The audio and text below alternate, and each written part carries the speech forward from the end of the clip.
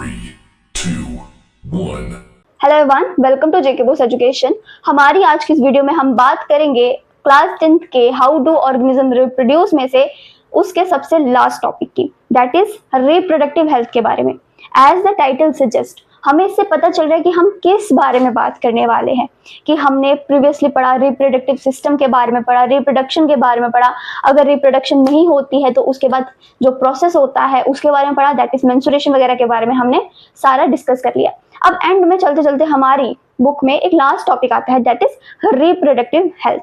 हाँ, मेजरली उसमें ज्यादा कुछ डिटेल गिवन नहीं है, जितना वो कंसाइसली गिवन है उतने ही डीपली उसमें से क्वेश्चंस वगैरह आते हैं।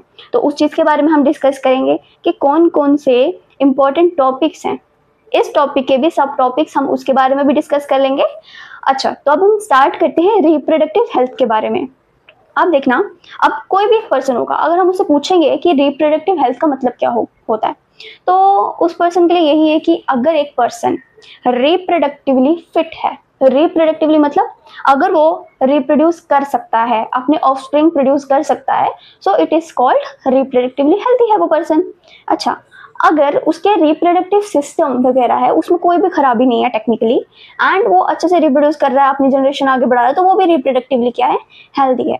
बट अगर हम यही चीज अगर हम WHO से पूछे, WHO कौन, वर्ल्ड हेल्थ ऑर्गेनाइजेशन, वो कहती है अगर एक पर्सन रिप्रोड्यूस तो कर रहा है, अपने ऑफस्प्रिंग तो प्रोड्यूस कर रहा है, लेकिन वो फिजिकली, सोशली एंड बिहेवियर से फिट नहीं है, तो वो रिप्रोडक्टिवली हेल्दी नहीं कंसीडर किया जाएगा। क्योंकि WHO अपनी डेफिनेशन ही ऐसी देते हैं, अगर हम सिर्फ रिप्रोडक्शन को हटा के, रिप्रोडक्टिव को हटा के हेल्थ की बात करें, तो WHO कहते हैं कि अगर एक person physically, socially and behaviour से वेल बीइंग है, इस पूरे एक्सपेक्ट्स में जितने भी फिजिकल, सोशल, सोसाइटी के तौर पे हर तरह से वेल बीइंग है, अच्छी तरह से रह रहा है, सोसाइटी में अच्छी तरह से काम कर रहा है, बात कर रहा है, सबसे बिहेवियर उसका बहुत अच्छा है, एंड साइकोलॉजिकली भी बहुत अच्छा है, साइकोलॉजिकली भी उसका जो सिस्टम है वो एकदम फिट है, तभी वो पर्सन कहलाता है फिट, या हम कह सकते हैं हेल्दी। वैसे ही अगर हम इसके साथ रिप्रोडक्शन जोड़ दें या रिप्रोडक्टिव जोड़ दें, तो अगर एक पर्सन फिजिकली, सोशली या बिहेवियर से वेल बीइंग है, प्लस रिप्रोडक्टिवली भी हेल्दी है, उसके रिप्रोडक्टिव सिस्टम में कोई भी फॉल्ट या कोई भी टेक्निकली इशू नहीं है, सो उसको हम क्या बोलेंगे, रिप्रोडक्टिवली हेल्दी। ठीक है, अब एक एग्जांपल ही ले लो, अगर एक पर्सन के 2 बच्चे हैं, ठीक है, और वो यहाँ से सटका हुआ है, तो क्या वो रिप्रोडक्टिवली हेल्दी होगा? बिल्कुल नहीं होगा। सो दैट्स व्हाई WHO कहती है कि अगर एक पर्सन जो है इन सभी एस्पेक्ट्स को फुलफिल कर रहा है, तभी वो क्या होता है, रिप्रोडक्टिवली हेल्दी होते हैं। ठीक है, अब इसमें कुछ सब टॉपिक्स आते हैं। फॉर एग्जाम्पल, पेन कहाँ गया? हाँ, for example STDs and contraception के बारे में हमें पूछा जाता है। ठीक है, अब हम सबको पता है कि जैसे हमारी सोसाइटी ने क्या बनाया है कि जैसे जैसे एक पर्सन बड़ा होता जाता है, तो ऑफ कोर्स वो प्यूबर्टी क्रॉस करके वो एडल्टहुड में आ जाता है। ठीक है, तो वो रिप्रोडक्शन के लिए रेडी हो जाता है, तो फिर हमारी सोसाइटी क्या करती है, शादी करवा देती है, मैरिज करवा देती है, right. So where I was, हाँ, कि हमारी सोसाइटी क्या करती है, जब वो एडल्टहुड में आता है तो एक कंडीशन रखती जाती है कि हाँ, इस इंसान की जो होगी मैरिज कराएंगे। अब हम मैरिज किस सिस्टम से हम करवाते हैं, कलर, ग्रीड वगैरह, ये सब कास्ट वगैरह देख के करवाते हैं। ये सब चीज़ें आपकी बुक में लिखी हैं, तभी मैं आपको बता रही हूँ। ओके, अब अगर एक पर्सन जो है आफ्टर मैरिज वो ऑफस्प्रिंग उसके साथ प्रोड्यूस करता है, अब जो अपनी फीमेल पार्टनर होती हैं, फीमेल जो है मेल के साथ करके अपने ऑफस्प्रिंग प्रोड्यूस करते हैं, बट आफ्टर सम टाइम अगर वो अपने पार्टनर को छोड़ के किसी और के साथ सेक्सुअल इंटरकोर्स करते हैं, तो उसको क्या नाम दिया जाता है, एक्स्ट्रा मैरिटल अफेयर, राइट। और वो चीज़ जो है हमारी सोसाइटी में बिल्कुल भी प्रोहिबिटेड, मतलब हमारी सोसाइटी उस चीज़ को एक्सेप्ट नहीं करती है, तो वो हमारी सोसाइटी में क्या है, प्रोहिबिटेड है। ठीक है, मतलब ये चीज़ नहीं होनी चाहिए। अब ये सोसाइटी में है, बट इसका कुछ ना हमारी जो बॉडी है, हमारी सोसाइटी में, हमारी साइकोलॉजिकली भी इसका बहुत इम्पैक्ट पड़ता है हमारे पे। क्योंकि अगर एक पर्सन एक पार्टनर से ज़्यादा के साथ सेक्सुअल इंटरकोर्स करता है, तो उसको क्या सामना करना पड़ता है, उसको सामना करना पड़ता है एसटीडीज का। एसटीडीज क्या होती है, सेक्सुअली ट्रांसमिटेड डिजीज। ठीक है, अब हम इसके बारे में पढ़ेंगे, एंड ये जो एसटीडीज है वो हमारे board exam of point of view से बहुत इंपॉर्टेंट है। ठीक है, सो लेट्स स्टार्ट। सो हम बात कर रहे थे एसटीडीज के बारे में। एसटीडीज क्या होती है, सेक्सुअली ट्रांसमिटेड डिजीज होते हैं। सेक्सुअली ट्रांसमिटेड डिजीज का क्या मतलब, जब एक इन्फेक्टेड पर्सन के कांटेक्ट में आएगा, contact in the mean sexually contact में आएगा एक हेल्दी पर्सन, तो उस हेल्दी पर्सन को एसटीडीज हो जाती हैं, that is sexually transmitted disease हो जाती हैं। ये एक तरह की इंफेक्शन होती है, ठीक है। इस चीज को हम एक और नाम देते हैं, that is venereal disease. Okay, अब इनमें से सेक्सुअली ट्रांसमिटेड डिजीज में से कुछ जो होती हैं वो क्यूरेबल होती हैं, कुछ जो होती है नहीं होती वो जानलेवा होती है। उसमें से हम कुछ 3 की बात करते हैं, जैसे आगे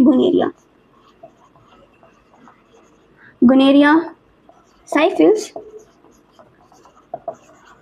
थर्ड एड्स के बारे में हम बात करते हैं, ठीक।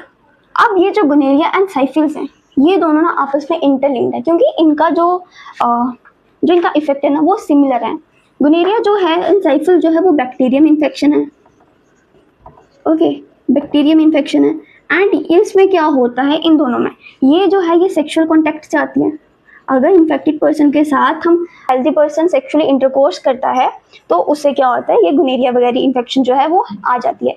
इसमें क्या होता है, इसमें जब एक पर्सन जो है यूरिनेट करता है तो उसको बर्निंग सेंसेशन आती है। एक तो बर्निंग सेंसेशन होती है एंड पेन भी होती है, ठीक है। बट हाँ, इसकी एक अच्छी बात ये है कि ये जो है ये क्यूरेबल है, ठीक है। एंटीबायोटिक के साथ ये क्यूरेबल है, एंटीबायोटिक से ही ठीक हो जाती है, ठीक है। और जो साइफिल्स है वो भी इसकी तरह सेम ही है, बट ये क्या होता है, इसमें क्या होता है, जो म्यूकस, ये क्रोनिकल डिजीज है, जिसमें क्या होती है, क्रोनिकल डिजीज बोलो या क्रोनिकल इलनेस बोलो, इसमें क्या होता है, जो म्यूकस मेम्ब्रेन होती है ना, म्यूकस मेम्ब्रेन को ये इफेक्ट करता है। जैसे कि म्यूकस मेम्ब्रेन किसकी, जेनिटल एरियाज की, या मैं कह सकती हूँ ओरल रीजन, जैसे थ्रोट आ गया, माउथ वगैरह, उस तरह के ओरल रीजन में जाके ये जो है ये इन्फेक्शन जो है ये स्प्रेड होती है, इन एरिया को ये इफेक्ट करती है। एंड इन्फेक्टेड पर्सन के क्लोज कॉन्टैक्ट में आने से ये इन्फेक्शन जो है वो फैल जाती है। बट ये भी बैक्टीरियम इन्फेक्शन है एंड एंटीबायोटिक से ये ठीक हो सकती है, ये इतनी जानलेवा नहीं होती, बट हाँ अगर टाइम पे इसका इलाज करा दिया जाए, ठीक है। अब बात करते हैं एड्स को तो कभी छोड़ के नहीं जाना, बिकॉज एड्स की डेफिनेशन फॉर्म होती है एक्वायर्ड इम्यूनो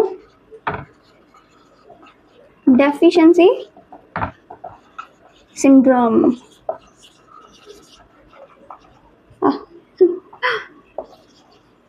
ठीक है, एक्वायर्ड इम्यूनो डेफिशिएंसी सिंड्रोम। अब इसमें क्या होता है, ये बहुत ही जानलेवा एसटीडीज होती है, ये फैलती है वायरस की वजह से। ये किसकी वजह से फैलती है, वायरस। ये तो यूनिवर्सल है, मेरा पेन कभी चलता ही नहीं है। वायरस कौन सा, HIV वायरस, बहुत सुना होगा आपने नाम, ठीक है। इसको हम क्या बोलते हैं, HIV को ह्यूमन इम्यूनो डेफिशिएंसी वायरस, ठीक है। ह्यूमन इम्यूनो डेफिशिएंसी वायरस, जैसे कि नेम बता रहा है, सीधे किसको इफेक्ट करता है, इम्यून सिस्टम को। अब इम्यून सिस्टम ही इंसान का ठीक नहीं रहेगा तो क्या वो जिंदा रहेगा, नहीं रहेगा। एंड इसके लिए कोई एंटीबायोटिक काम नहीं आती है, ये बहुत ही गंदी एसटीडीज होती है जो कि सीधे जान लेती है। जैसे कि कोरोना वायरस भी आया था, है ना, वो भी सीधे किसको, इम्यून सिस्टम को इफेक्ट कर रहा था, है ना, तो उस वजह से कितनी जानें चली गई थी। तो एड्स वगैरह जो है बहुत ही डिजास्टरफुल एसटीडीज होती है। अब हम बात करते हैं कॉन्ट्रासेप्टिव मेथड के बारे में।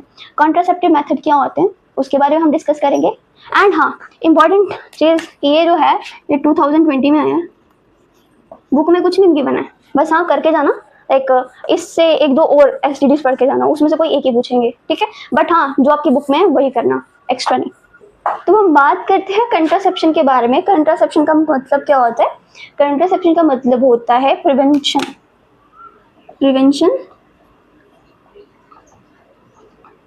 ऑफ फ्यूजन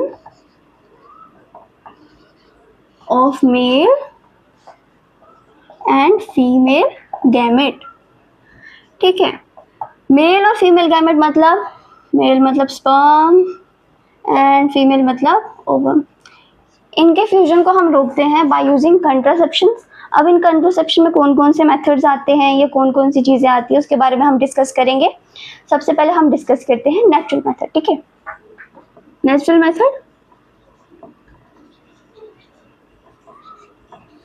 अब नेचुरल मेथड में क्या होता है, जनरली ये जो नेचुरल मेथड है ना, ये फीमेल परफॉर्म करती है, जो कि बहुत ही इफेक्टिव ये होता है, इफेक्टिव होता है एंड नेचुरल होता है, और इसमें कोई साइड इफेक्ट नहीं होते हैं। इसमें क्या करती है फीमेल जो है वो ध्यान रखती है, ठीक है, वो अपने फर्टाइल एंड इनफर्टाइल फेज को ध्यान में रखते हुए ये जो मेथड है ये परफॉर्म करती है। अगर उसका फर्टाइल पीरियड होगा, that is at the time of ovulation के टाइम पे सेक्सुअल इंटरकोर्स नहीं होता है, ठीक है। So it is that is called natural method. अब बात करते हैं हम सेकेंड मेथड की, दैट इज बैरियर मेथड, ठीक है। सो बैरियर मेथड में क्या होता है कि इस मेथड में प्रिवेंशन होती है स्पर्म एंड ओवम की फर्टिलाइजेशन, या कह सकते हैं फ्यूजन होने से रोकता है ये मेथड। इस मेथड में कुछ कंट्रासेप्टिव्स जो होते हैं वो यूज होते हैं, लाइक जैसे कि हो गए कॉन्डम्स हो गए एंड सर्विकल कैप्स हो गए, ठीक है। This is for mails and this is for female कैसे, बिकॉज सर्विक्स है ना, cervix is seen in female genital tract, okay. Cervix में CERVIX सर्विक्स में इम्प्लांट होता है, ठीक है। बैरियर भी हो गया, नेचुरल भी हो गया। अब आती है chemical, yes, chemical method. Chemical and four जो आता है उसकी हम बात करते हैं सर्जिकल।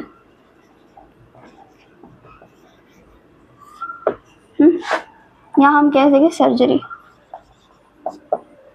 ओके। अब देखो केमिकल मेथड में क्या होता है, केमिकल मेथड में हम काट देना। सो केमिकल मेथड में क्या होता है, यूज होता है मेडिसिन वगैरह का, जैसे कि medicine in the form of, या हम कह सकते हैं ड्रग हार्मोन्स का यूज होता है। किसका यूज होता है, ड्रग हार्मोन का, हार्मोन्स का यूज होता है, ड्रग्स हार्मोन का यूज होता है, जैसे कि टैबलेट्स हो गई in the form of tablets, pills या जेली, इसकी फॉर्म में ये यूज़ होता है। एंड इसमें क्या होता है कि अगर एक फीमेल ये यूज़ कर रही है ऑफ कोर्स, तो उसमें क्या होता है, जो उसका ओव्यूलेशन फेज होता है वो डिले हो जाता है। अब डिले हो जाता है कोई भी, अगर हम यूनिवर्स के लॉज को या हम अपनी बायोलॉजिकल प्रोसेस को बदलने की कोशिश करें, तो उससे क्या होता है, हार्मोनल डिसबैलेंस होता है। सो इसके जो केमिकल मेथड हैं इसके बहुत ज़्यादा साइड इफेक्ट्स हैं, एंड मेजरली ये किसको देखने पड़ते हैं, फीमेल के केस में फीमेल को ही देखने पड़ते हैं, ठीक है।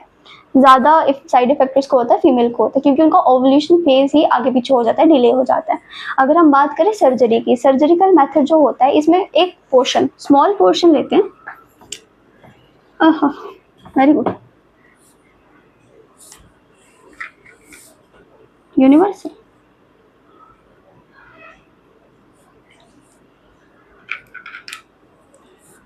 इसमें क्या करते हैं, स्मॉल पोर्शन लेते हैं, स्मॉल पोर्शन किसका, ये मेल एंड फीमेल में दोनों में देखा जाए। स्मॉल पोर्शन लेते हैं वॉस डिफरेंस का,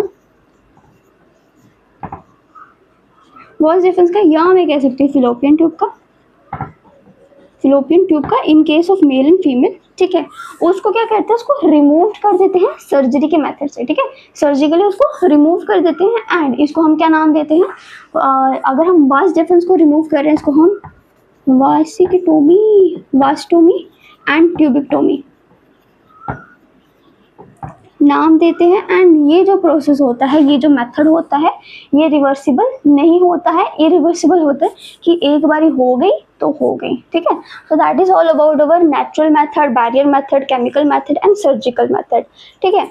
अब जो नेचुरल मेथड है, बैरियर है एंड केमिकल मेथड है, समटाइम्स इफेक्टिव हो भी सकते हैं, नहीं भी हो सकते, बट इसके कोई केस नहीं है कि ये फेल हो जाए। सर्जिकल मेथड जो होता है ऑलवेज इफेक्टिव रहता है, ठीक है। सो ये जो क्वेश्चन है ये हमारा कंट्रासेप्टिव से, आपको बुक में इतना नहीं गिवन है, बट हाँ आपको प्रिपेयर करना पड़ेगा, क्योंकि ये भी 2020 में आया था, ठीक है, 2020 में आया, you need to prepare it. And अगर आपको रिप्रोडक्टिव हेल्थ के बारे में ज़्यादा नहीं पढ़ना है, बट हाँ आपको ये देखो, रिप्रोडक्टिव हेल्थ है ना, रिप्रोडक्टिव हेल्थ की ज़्यादा क्या आ जाएगी, डेफिनेशन आ जाएगी, ठीक है। अब पिछले साल 2020 आई थिंक 2019 समथिंग में क्या हुआ था, रिप्रोडक्टिव हेल्थ की डेफिनेशन प्लस क्या आया था, मेंस्ट्रुएशन से आया था, और मेंस्ट्रुएशन आपको ये नहीं पूछे, सीधे मेंस्ट्रुएशन पूछ देंगे नहीं, आपको बोलेंगे कि क्या होगा अगर एक एग जो है फर्टिलाइज नहीं होगा, ऐसे पूछेंगे। ये क्वेश्चन आया था, ज्वाइन होके आया था, तो आपको ये 1 मार्क्स में प्रिपेयर करना। अब देखो सेकंड क्वेश्चन जो आया था एसटीडीज के बारे में, एसटीडीज के बारे में पूछा था क्या होती है, और उसमें से किसी एक को एक्सप्लेन करने को बोला था, ठीक है। इसका मुझे पूरी शॉर्ट है 2020 में हुआ था। अब थर्ड जो है कंट्रासेप्शन के बारे में पूछा था, ठीक, कंट्रासेप्शन के बारे में पूछा था, सारे उसके मेथड्स के बारे में पूछा था, डिस्कस करो, ये भी आया था 2020 में। सो आई थिंक ये 3 मार्क्स में आया था, तो 3 मार्क्स के लिए आप प्रिपेयर करना आपको। So that is all about our reproductive health and हमारा जो ये हाउ डू ऑर्गेनिज्म रिप्रोड्यूस, ये चैप्टर यहीं पे खत्म होता है। So stay tuned. अगर वीडियो अच्छी लगी हो तो लाइक शेयर एंड सब्सक्राइब जरूर करें।